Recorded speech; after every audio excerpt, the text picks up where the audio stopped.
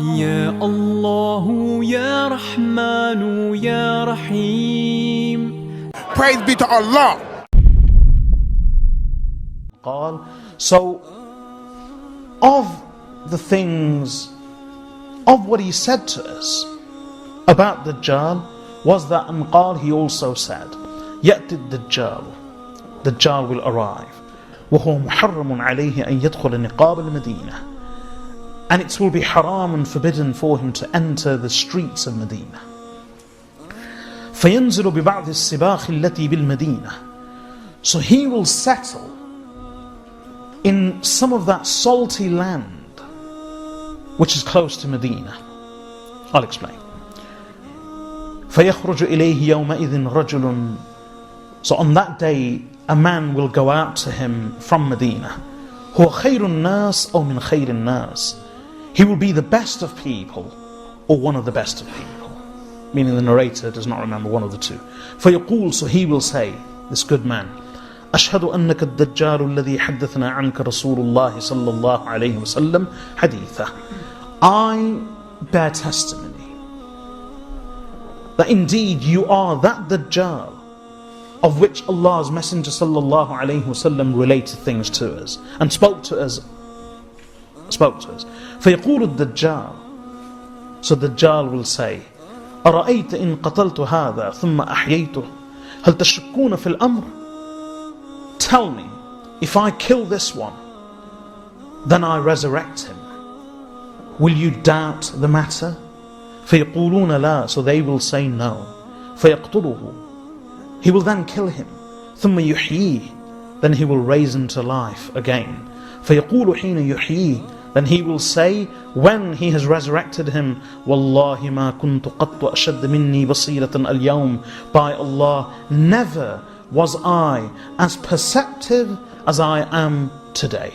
فيقول الدجال, so Dajjal will say, أقتله, I will kill him, فلا يسلط عليه, but he will not be given power over him.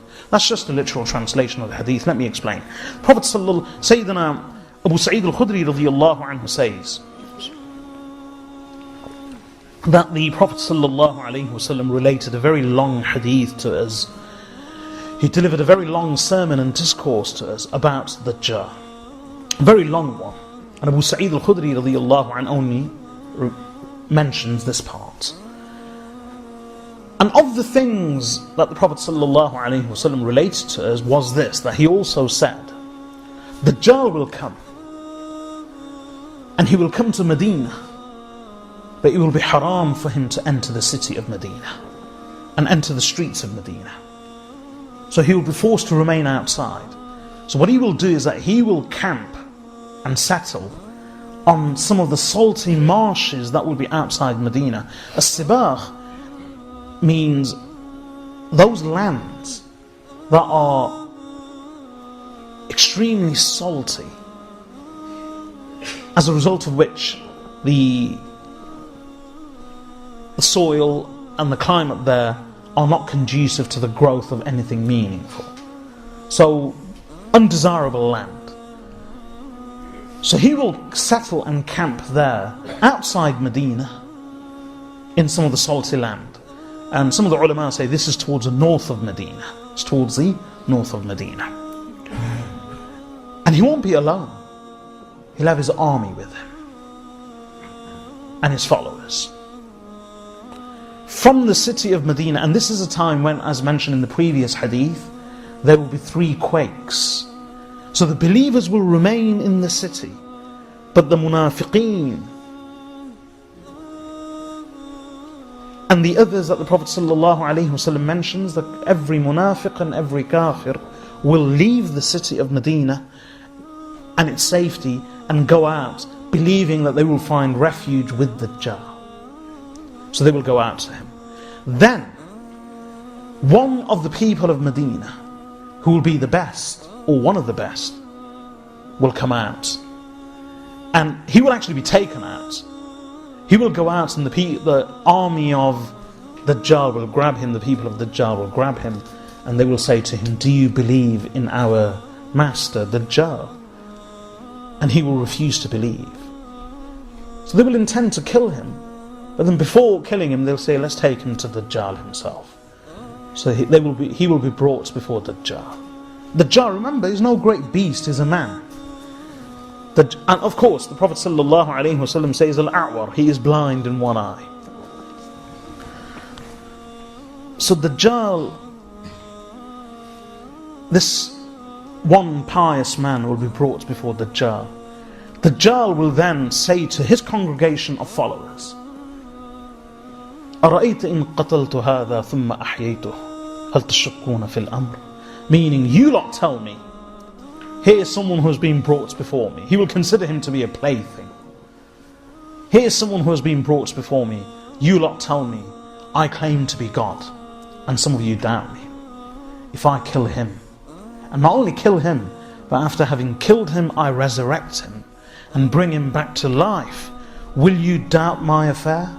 And they will say no. So although it's not mentioned here, from some narrations we learn that Dajjal will actually kill him by splitting him into two. And being a man, Dajjal will then split the body into two, put one, after having executed him by sawing him in half, he will stand in between the two parts of his body and say that, there, I have killed him. Can you see he is dead? And standing in between the two parts of his body, Dajjal will then say, I will now resurrect him. And Allah will give him that much power. He will actually bring him back to life. When he brings him back to life, all of this is taking place outside the city of Medina.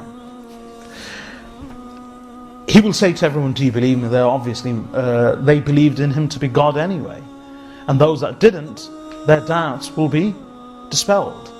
So, when he resurrects him, he will then demand of this pious man that, do you now believe in me that I am God? And he will say, I have the fire and I have water. But his water will be Jahannam, or of the effects of Jahannam, his water will be fire and his fire will be water. That will be the nature of his Dajjal, his deception, grand deception. So he will say to him that, do you now believe in me? And that pious man will say, Wallahi ma kuntu qattu ashad basiratan minni al-yawm. That by Allah, never was I as perceptive before as I am this day. I know, and remember earlier he says, Ashhadu annaka ad-Dajjal alladhi haddathna anka Rasulullah sallallahu alayhi wa sallam haditha. I bear testimony that you are that same Dajjal of whom Rasulullah sallallahu alayhi wa sallam related his hadith to us.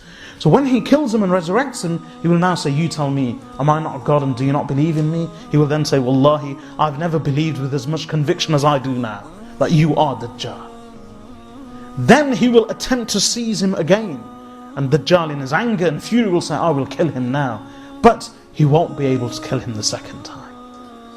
فَلَا يُسَلَّطُ عَلَيْهِ, he won't be able to kill him. And then the pious man will announce that now is the time from my moment onwards that Dajjal will never be able to harm anyone. He won't be able to kill anyone. He's not able to do it with me, he won't be able to do it with anybody else.